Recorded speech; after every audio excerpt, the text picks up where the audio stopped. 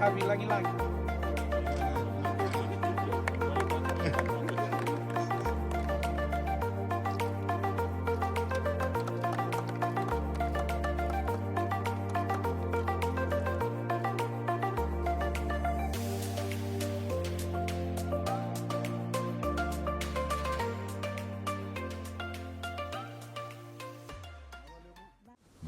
Sana tiga-tiga suka lagi na turun nanti bitong, memang na itu kisahnya. Kita na long di korban turun awal kambuli na tiga bitong, na kemudian na lenong tujuh cunway na rubro, sermon na rubro. Ya, na bosnya wabi kita balai. Ladies and gentlemen, thank you for being here today. Nabi guru magi juga, sana wasuwa.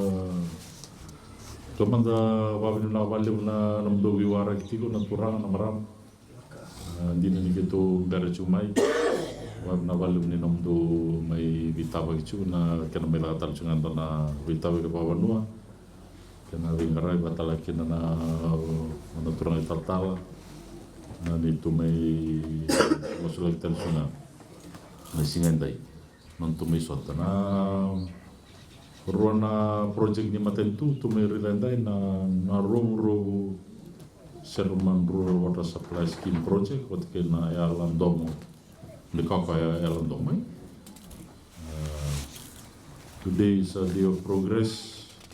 Government is committed to rural development. Na matentu satu waro tu na kena do relay na bibator na ta kena da ondi na tondok ni bikor lelew.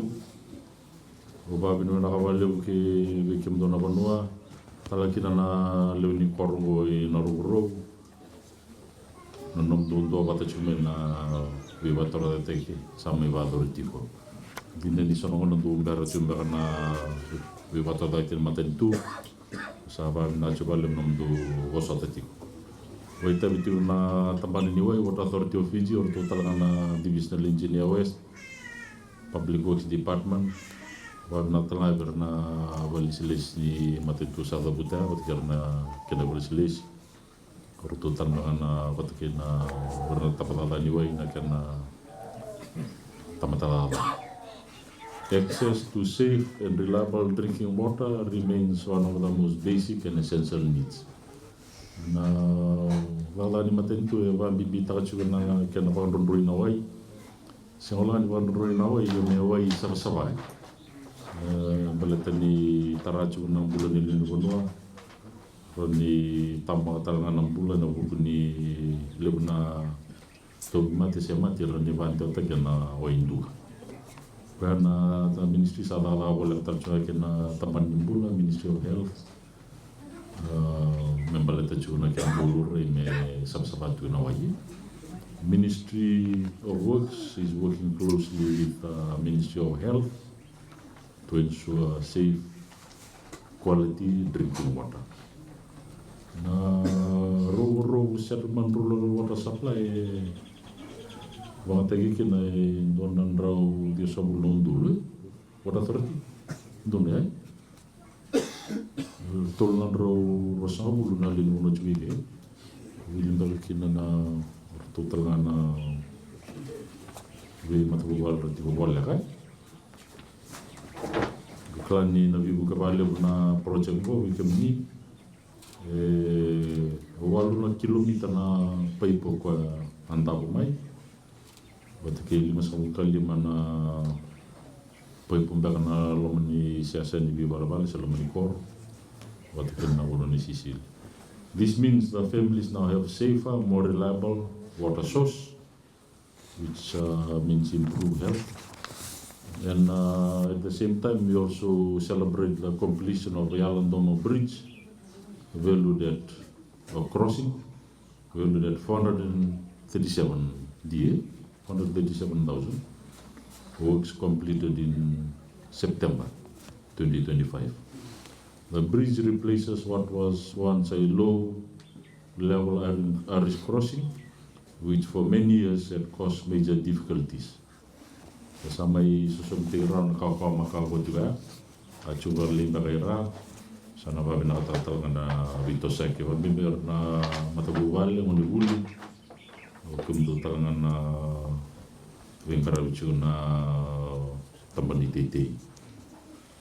The raising of this crossing into a proper bridge that provides safe all-weather access, especially to the communities of Yalandomo, in the Tikino Vitong, and the Tikino Yakit.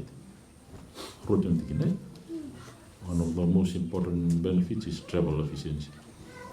For people of Yakit traveling to Lotoka, what was once 1.5 to 2 hours, is now 30 minutes. Sa wala katagin baka nanguna ni VDK Lotoka. Ilum baka murital chunda na unsala. Unsa saray na? Dibi? Unsa saray bititin tiyak. Uy. Pero ka saray na ko. So sa sabi ang musuh ko na una ni na kananguna mo abakin rawan wa siya dalo. It serves schools, facilities, Lolo Pine Station, and other farming communities. Basta tigichu ni tubu-tubu ni matentu ni water tag-tag. Kena tuba ni juga ni maina wabin de kuasa tuba ni juga na tubu-tubu ni water tag-tag maina ronong dolu rosol kalima kena ronong dolu rosol kaliwa. Ya rosol kaliwa na go water chungo tol lambat. The present commitment, the government commitment may send ni matentu mendo sasang takanan ron ni wai ketika nanguni salah. Yo ndender to kana usar resal ndender ni unsal nunggu ngol minggu. Artu retan sungan awal silesi. Sana kita ngai rada katiba ni kina.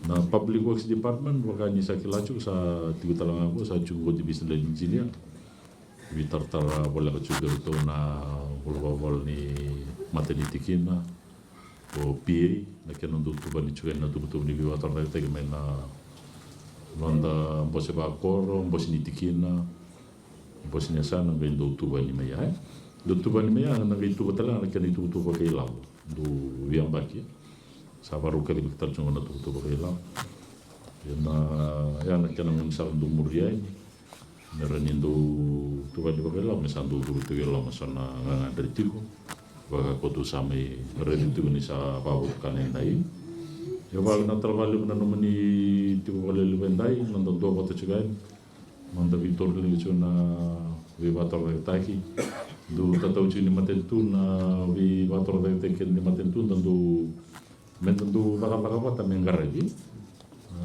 baka nawai na kana dolore na metigo na kana komiti sono na sona repair ranyan do baka banga acu talanga no komiti no indo berto talanga tamban no indo solia na kana ngabana se berto do mela ka talanga kana uli berto na nomdo man ko sara ranyan garaba tigan so talanga ka baka indo mai sone ka ba ni so indo o tindono walu sono santara ni sama ka ai doku ni dawar ko chona mata itu ke sono na le buru mena mata itu ke sando bina katina misi ni lelu be mai awal ai kai dina nga itu na tamban ni monisala na emergency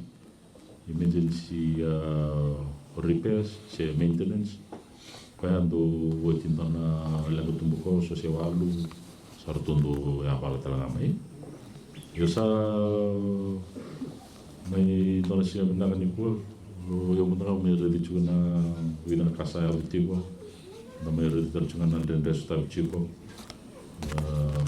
indare ba na do gindore na bimbi ni sono na do ko ba kan sono ba tu meli ya basare wa bimbi ke na do drumi na en ke na do tu ba ni na labo ni matentu na budget balete ke sa ni publika do ndrendre na ke na do may vador na tutup ni taka yo tineta le wa binang sarvali masanta may takodaraw na rural settlement rural water supply scheme kina Yalandomo bridge sina Yalandomo crossing binang sarvali